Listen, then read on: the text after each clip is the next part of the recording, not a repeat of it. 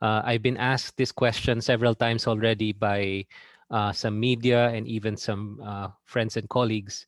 And I think it's the right time to start thinking about the next administration and what might be the key policy reform and development priorities that the next administration can focus on.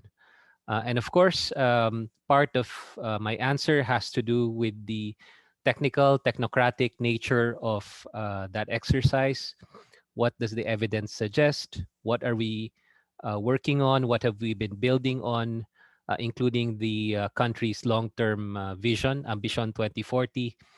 And what are the changes in the economic and political landscape, including the global and international landscape in the aftermath of the coronavirus pandemic?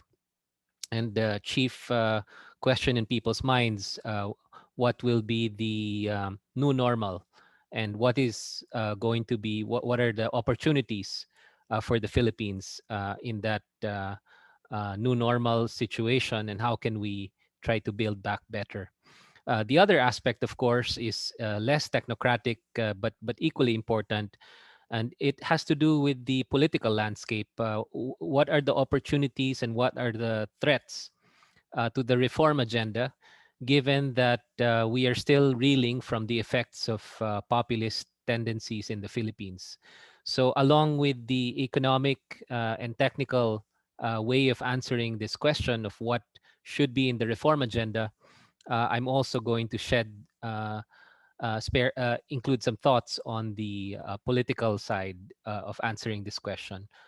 What should be in the reform agenda given the risk of continued populism in the Philippines?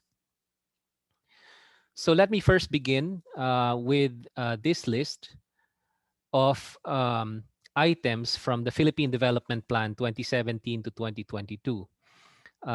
And these are some of the targets, some of the goals of the Philippines in the present Philippine Development Plan. I will not belabor the point. I will just mention here a few things that are well known to those of us who have been engaging in the reform process and the planning process in the past years. The Philippines will be an upper middle income country by 2022. In fact, this is an ambitious goal. This is likely going to be threatened by the now widely seen delayed recovery of the Philippines from the coronavirus pandemic, given that vaccine rollout has experienced severe delays, and the Philippine health system has failed to flatten the COVID-19 curve. And we still face a volatile situation as far as that is concerned. And we are also facing difficult prospects as far as vaccine hesitancy is concerned. And some recent data suggests that up to 60% of our population uh, is displaying vaccine hesitancy. So all of this will contribute to a very challenging recovery process, which is less likely to be a V-shaped recovery and more likely to be a slightly flattened and delayed, protracted recovery. And that's obviously not good for our goal of reaching upper middle income country status anytime soon. The goal in the Philippine Development Plan now includes more inclusive growth with higher poverty reduction, and the ambitious goal of reducing the poverty rate from around 22% to 14% by 2022.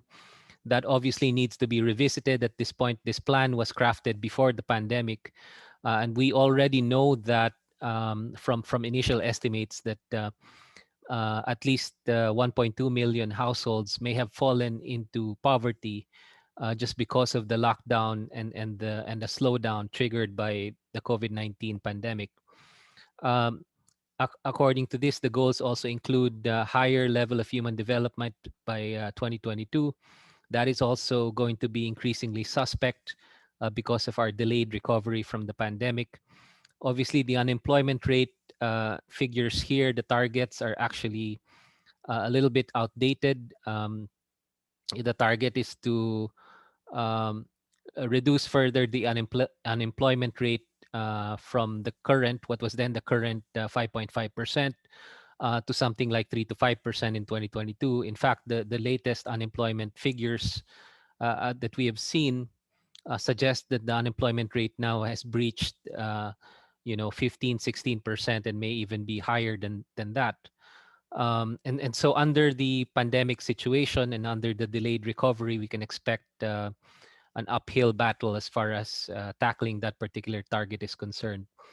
There are also other goals here: trust in government, um, more resilient communities, and of course, the greater drive for innovation, presumably linked to our expectation that we will need to compete in the fourth industrial revolution, which again is part of that changing landscape. With or without the pandemic, we will need to start thinking and planning and executing our strategy around that bigger trend that may have been accelerated by the pandemic, actually, because of the higher practice of online activities, which are becoming more and more important under a pandemic or lockdown environment. Now, what I want to emphasize here is that much of what is reflected in the plan are very much well known. And so when some people shared with me their advocacies for what should be in the next president's or the next administration's development priorities, and they share many of these common things, my initial reaction is that this is actually quite common and commonly cited. I don't see many new things actually tabled by different groups. And you will see from the framework of the existing Philippine Development Plan that there are many commonalities with the advocacies that are now being tabled by the different groups. Where the rubber hits the road actually is in terms of the specific programs and in the execution of the programs, which have to do with governance. And that's what I want to emphasize in terms of a response to this question of what should be in the Philippine Development Plan, or what should be among the policy priorities. In fact, from a technocratic perspective, I would point out and I would show here that since the post-dictatorship period, around 1987 to 1992, if we look at the Philippine Development Plan then, and I'll show you in an instant here, um, drawing from the development plan that was crafted during those years, we see many common elements with the present development plans and the different advocacies being tabled by groups. You'll see alleviation of poverty, generation of more productive employment, the promotion of equity and social justice, economic recovery, sustainable growth.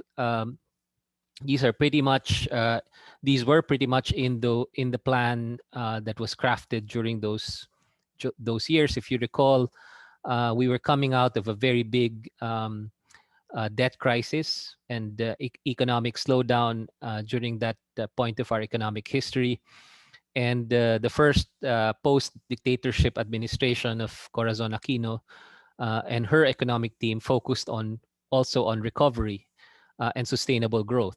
No, so there's not much of a difference with what we may be seeing as far as the priorities of the next administration, uh, assuming that recovery from the pandemic, an inclusive recovery from the pandemic, an emphasis on employment generation, and a reduction of poverty to the extent we expect it was increased by the pandemic.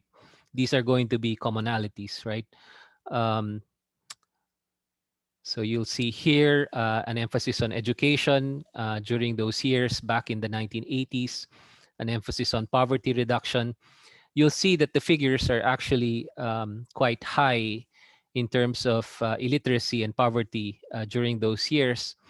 And while they may not be as high in recent years, in the contemporary period, uh, the regress may nevertheless be quite severe during the present period. So an emphasis on these items would actually make sense and would not be too surprising.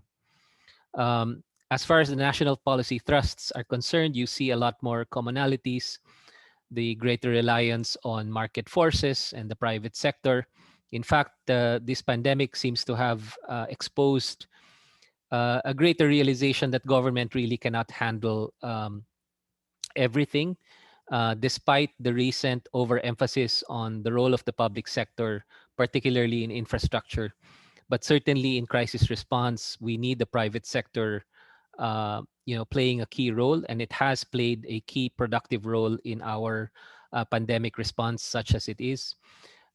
Here in the national policy thrusts in the 1980s, they also emphasize the provision of basic infrastructure, social services, public order and safety, administration of justice. These are things that are also quite common in terms of policy priorities that I have seen tabled for the next administration. And where there has been some progress, although we are concerned about some aspects of these reform rollouts, include implementation of tax reforms to enhance efficiency and equity of the tax system, and broadening the tax base and improving tax administration. I would say that some reforms were achieved on these fronts very, very recently by the Duterte administration, but the distributive impacts of many of these reforms and the quality of the reform rollout when rubber hits the road as far as actual implementation of the reform on the ground, particularly for complex reforms like rice tarification, where you need a supply side response, where you need a collaboration with farmers groups in order to continue to incentivize them to form part of that supply side response.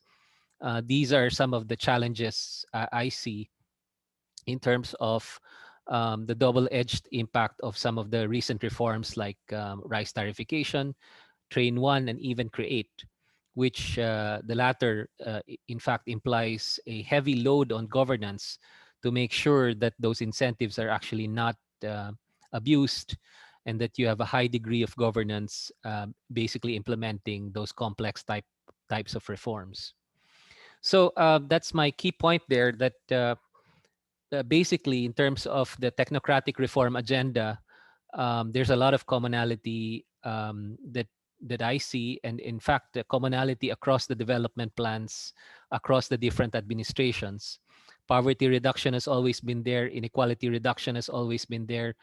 Boosting employment creation has always been there. Focus on the agricultural sector has always been there. Maintaining and strengthening the rule of law, pursuing social justice has always been there.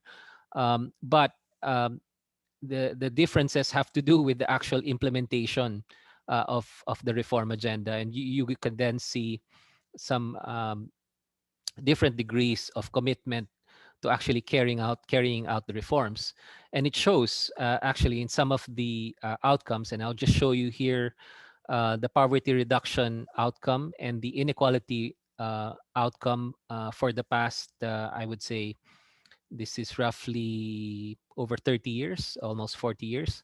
And you can see that we have managed some degree of poverty reduction, particularly in the last few decades, from about 50% or higher poverty, official poverty in the 1980s, to roughly 16.7% in 2018, which unfortunately is likely to have been increased a little bit by the COVID-19 pandemic, but certainly the general trend has been towards some decline.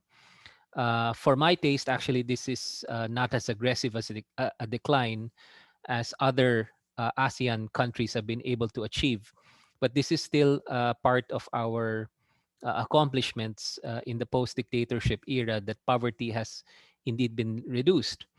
The challenge, however, and this is what I've been raising as a counterpoint in several forums, is that while poverty is being decreased, uh, and we're producing a slightly larger middle class in the country, that middle class is nevertheless stuck in the base of the pyramid and not necessarily upwardly mobile towards the higher part of the pyramid.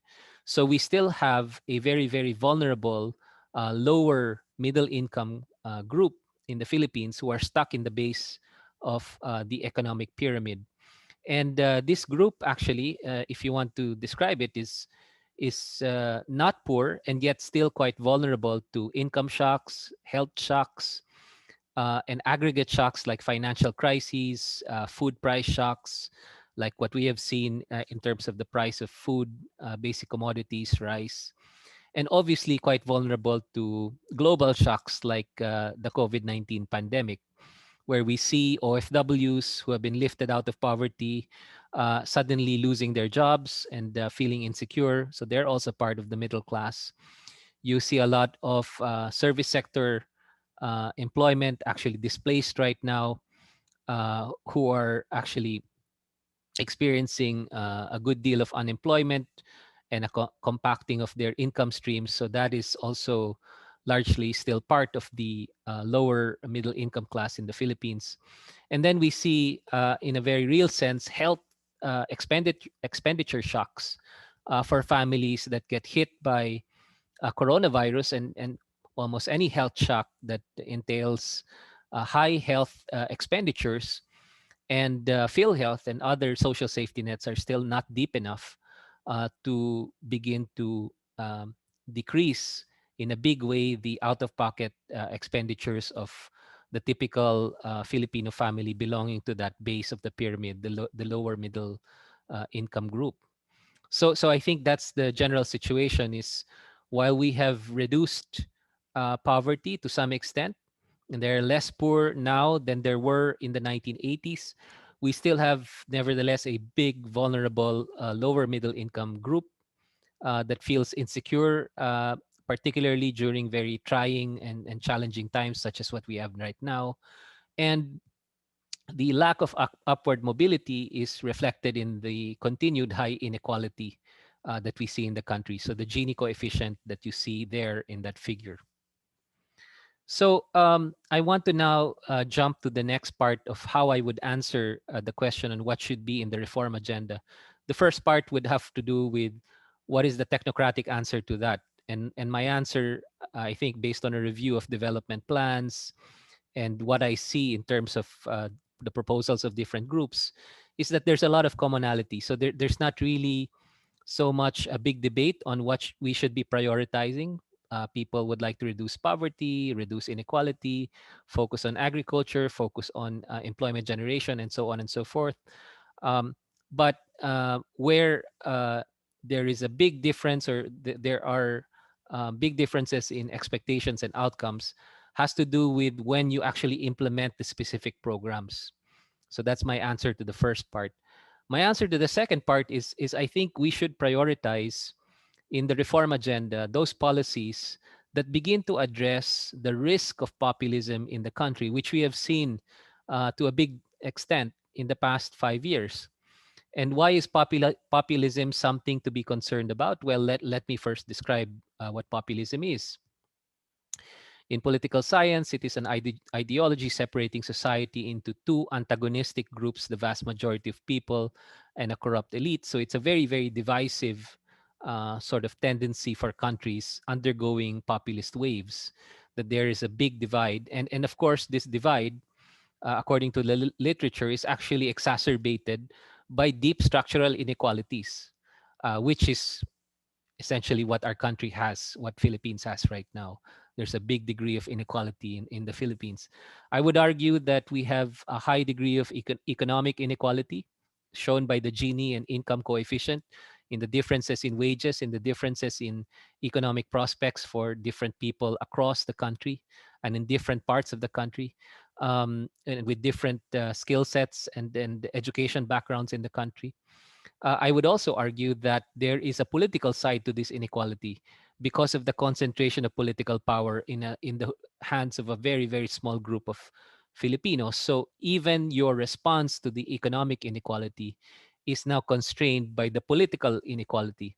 And I have been doing a lot of research on this with partners in AIM and Ateneo. And this is the research essentially on political dynasties and how they actually impact on the reform prospects as well as the governance prospects nationally, as well as in the different parts of the Philippines. And what we have seen is a largely negative impact of political concentration of power. And that is to be expected. I think, and that's what the theory and the international evidence also shows, because the imbalance in the economy is reflected also in the imbalance in political power. So the political side is not going to fix the economic imbalance because the political side is also imbalanced. And in fact, that imbalance actually just mirrors the economic imbalances.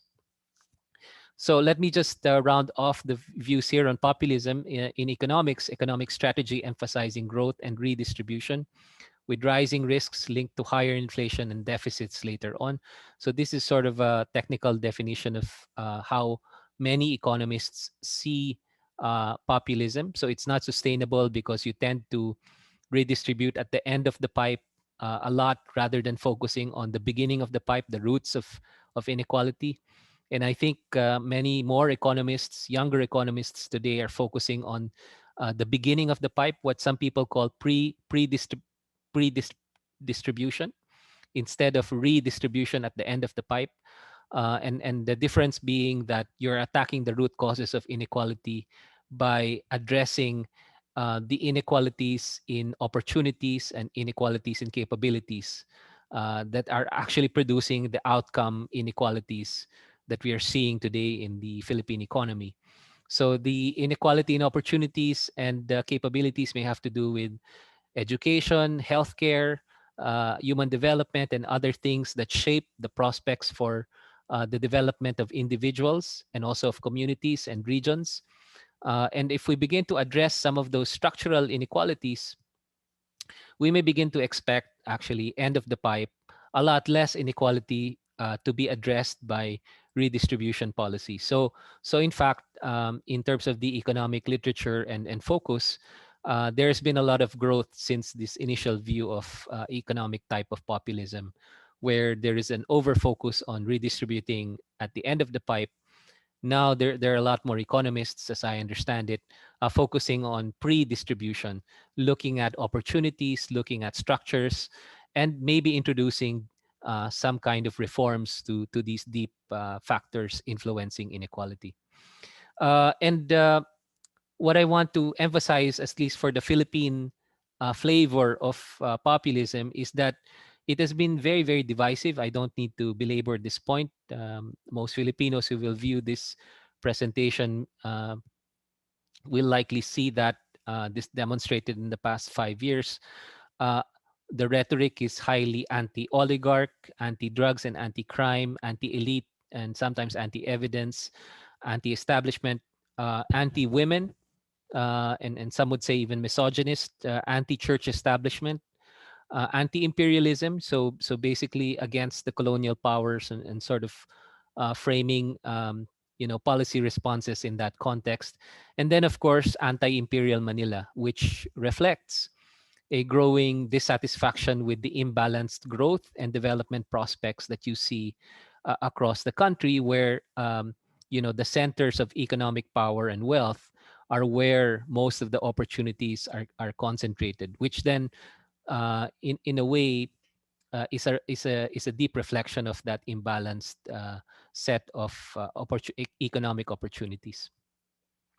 So I would say here that based on that background, if you were to ask me what should be the policy priorities of the next administration, there could be an opportunity to actually expose the rather shallow way that populist approaches have attacked some very deep uh, policy issues and development issues in the country. In fact, an observation made by Cass Mood, who is a scholar studying populist trends, is that populists tend to put their finger on the right issues that matter the most to many people, many citizens, but they also often suggest the wrong solutions to these policy issues.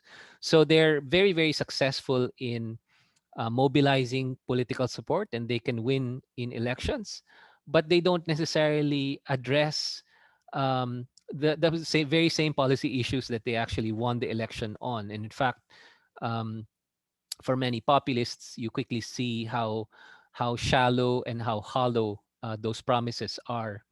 So let me just give you a few examples, and I think this should give you a sense of where I'm coming from as far as putting on the reform agenda, both on the concrete point of uh, putting it technically in the reform agenda, but also perhaps from the political messaging point of emphasizing real solutions rather than just emphasizing the problem and then an unrealistic set of solutions that are actually not solutions. No, so maybe we should begin to uh, contribute to this broader understanding that real solutions do exist for these very important challenges faced by the country, and maybe voters could be better informed of these real solutions. And this is my personal effort today to somehow outline some of these solutions. In terms of the national challenge, let me just give you one example. West Philippine Sea and sovereignty is very much a key issue right now as I'm recording this in early April 2021. And the populist promise and actions, I will not belabor the point. There have been rather humorous responses to this challenge, but the overall rapprochement with China, as far as building the ties, which many probably hoped would be very productive and very meaningful ties with our larger neighbor, who is understandably one of our big trading and investment partners. Of course, there was the a promise of the Belt and Road Initiative and similar economic partnerships that could help boost our economic growth prospects well into the future. So these were considered, and more recently the vaccine diplomacy issue, where even under pandemic we have been receiving some support from China as far as vaccine access is concerned. So these are the populist promise and actions, and then you will see on the third column here my suggested recalibration of the policy actions and emphases into territorial assertion initiatives such as increased activities and presence in the West Philippine Sea, including through international scientific collaboration activities within the Philippines EEZ. So this emphasizes partnership, collaboration, regionalism, and even a more multilateral approach versus the more bilateral approach that has been pursued so far and does not seem to be panning out as far as some of the metrics for potential success, definitely in terms of protecting our sovereignty. So the potential recalibration is on the third column. The populist promise is on the second column, and that's one example. I will just run through a few more of these examples, which I put some initial thought on, and I welcome comments and I welcome sort of different views on this. But I would assume that many of these national challenges actually are resonant with our different parts of the country, and yet the promise does not reflect real solutions to these real problems. So crime and drug use, of course, you saw Operation Tokhang, Operation Double Barrel, and many other punitive measures at the community and barangay level. This is the populist promise and action.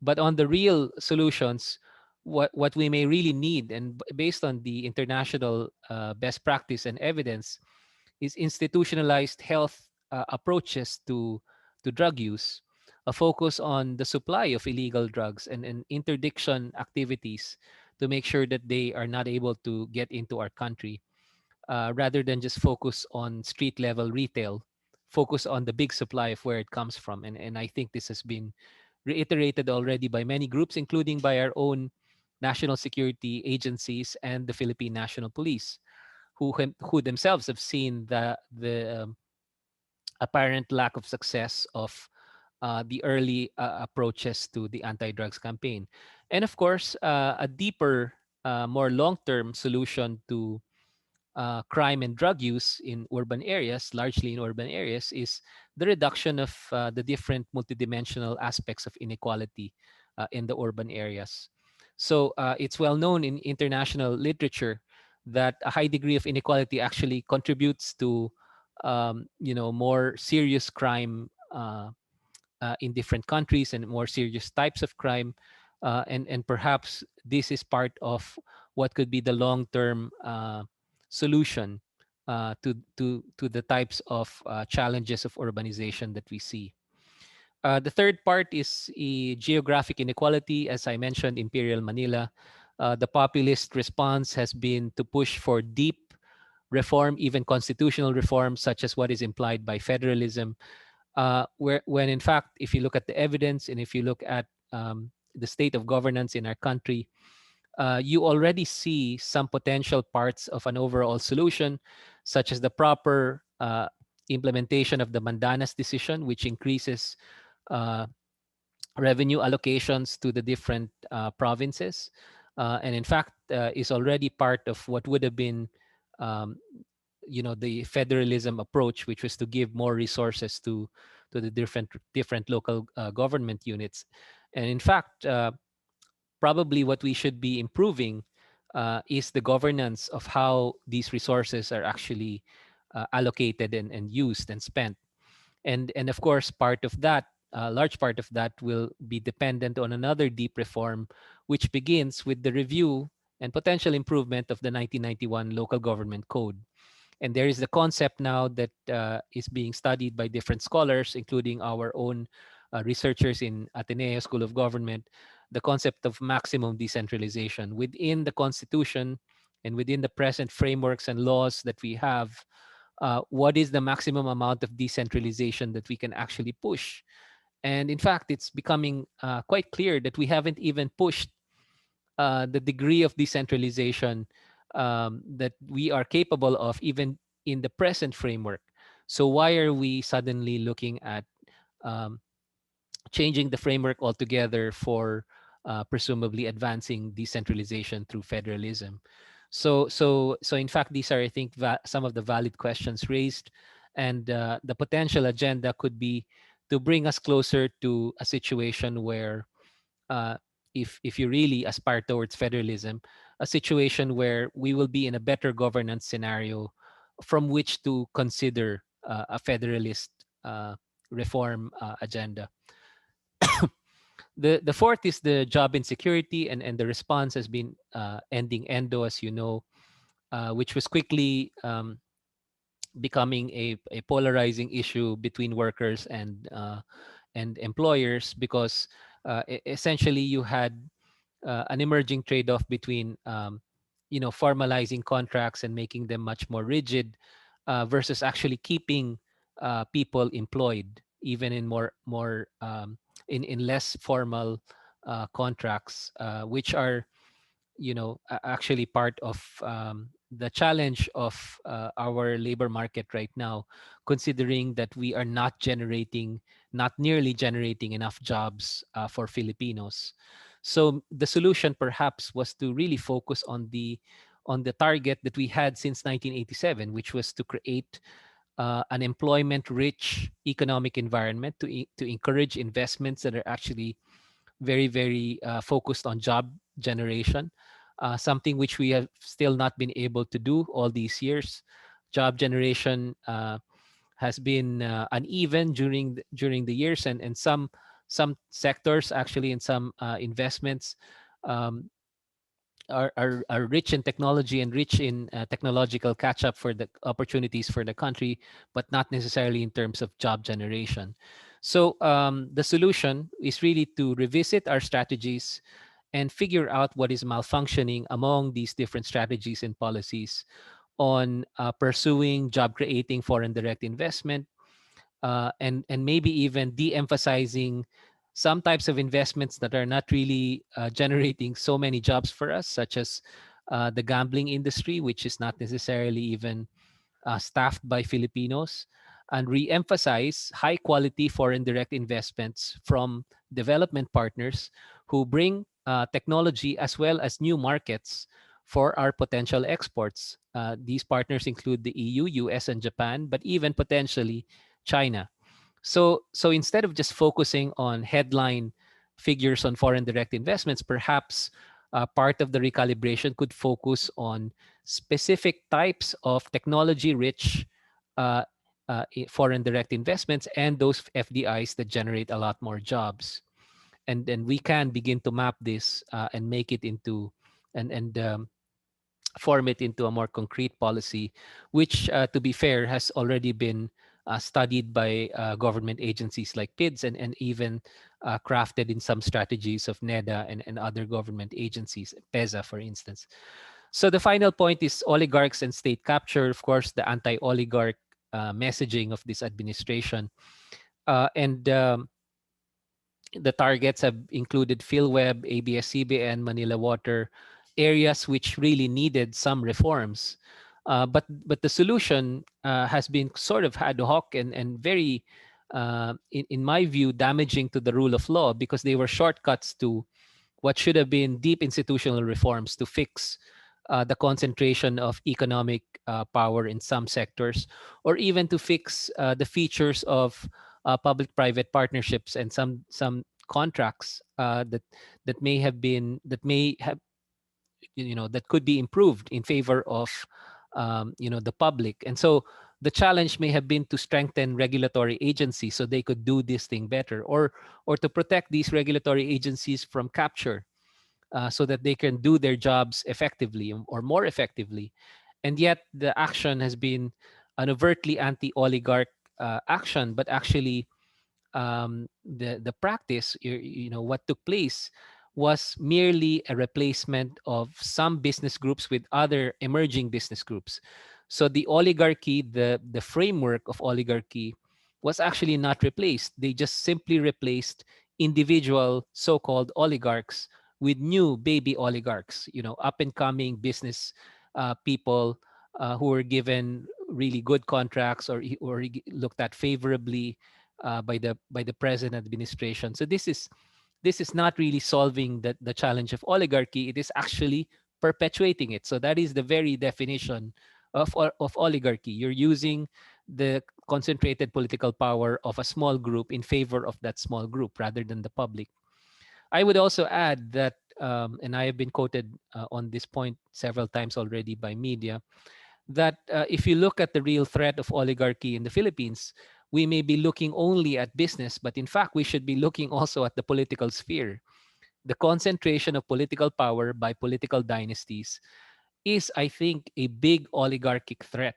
And that is what is reflected by the recent trends, political trends in the country, where political competition is literally becoming weaker and weaker.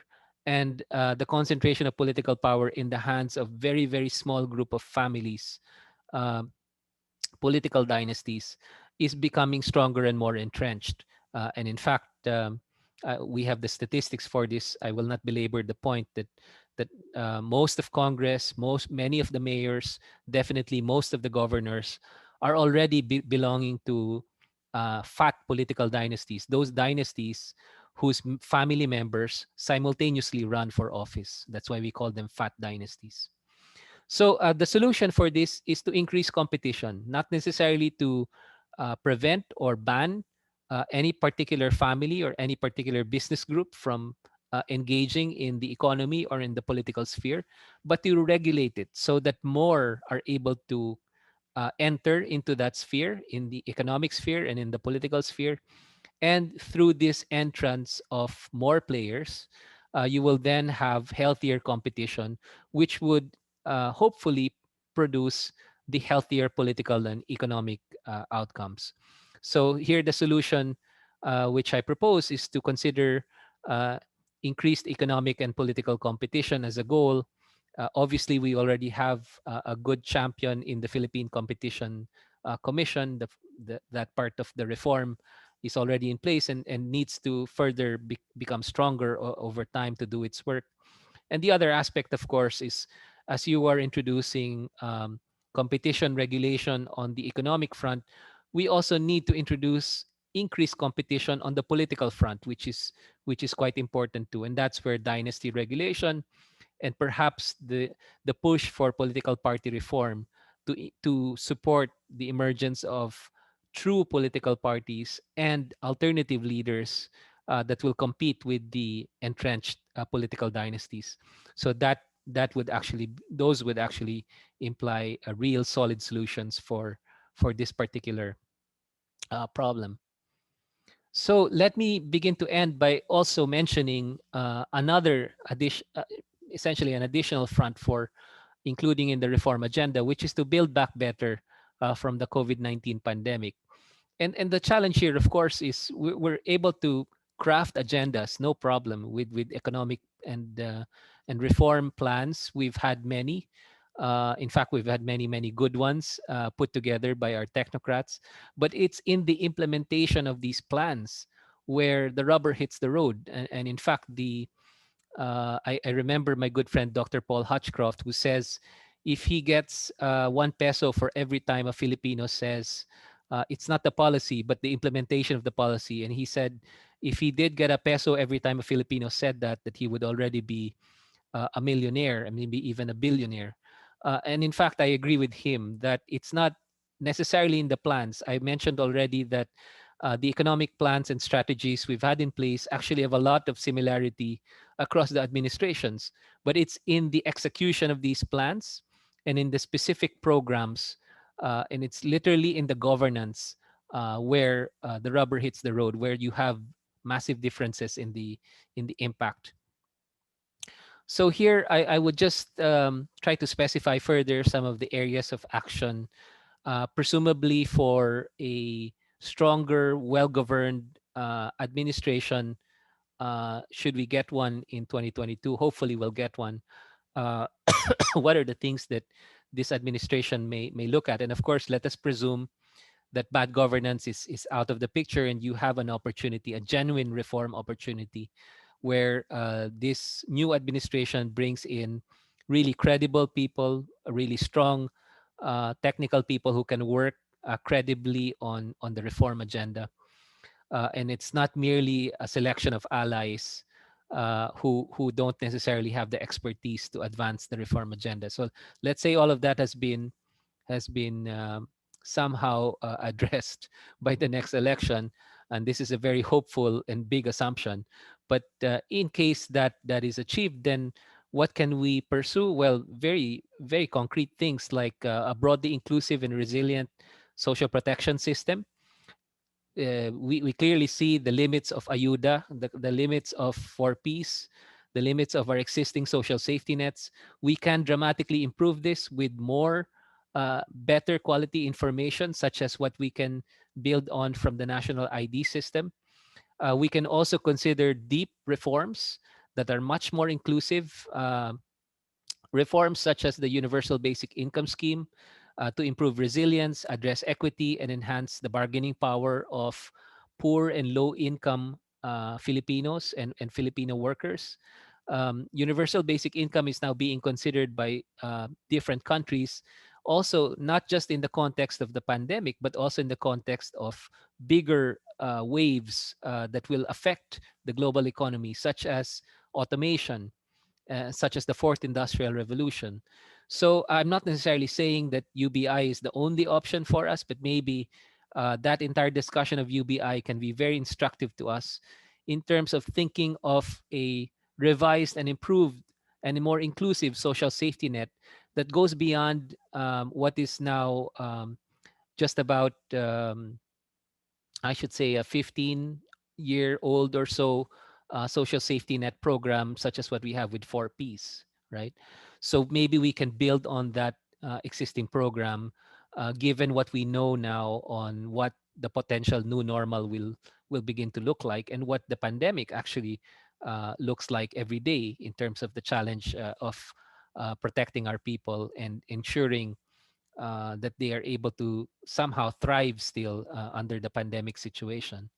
So the other reforms have to do also with plugging the holes in PhilHealth. PhilHealth is a major part of our social safety net on the health, health supply side, and ensure stronger coverage for all Filipinos in terms of not just in terms of 100% access, but in terms of lessening out-of-pocket health spending. And I think it's become quite well known that even lower income, lower middle income, and even upper middle income Filipinos are just one health shock away from financial ruin.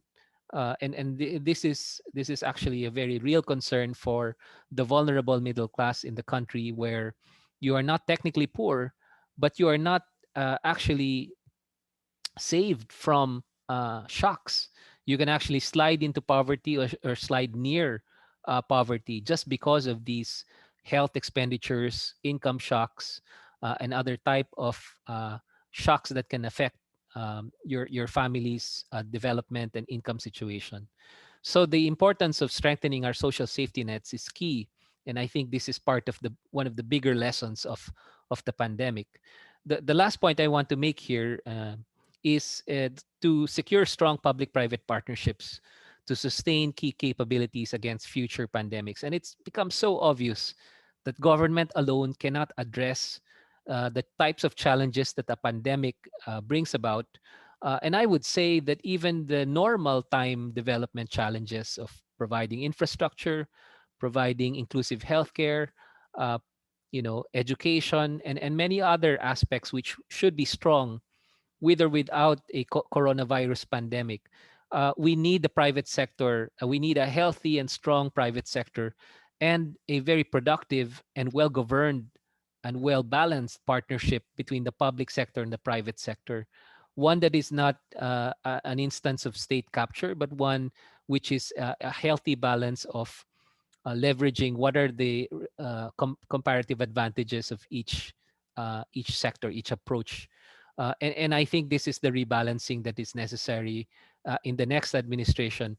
This administration may have overemphasized the role of the public sector in things like healthcare, or even infrastructure, and other parts of governance, but hopefully the next administration will begin to bring us back to balance, and consider the important role of the private sector, not just during normal times, but also during pandemic times, during a period of crisis. And definitely that is what we have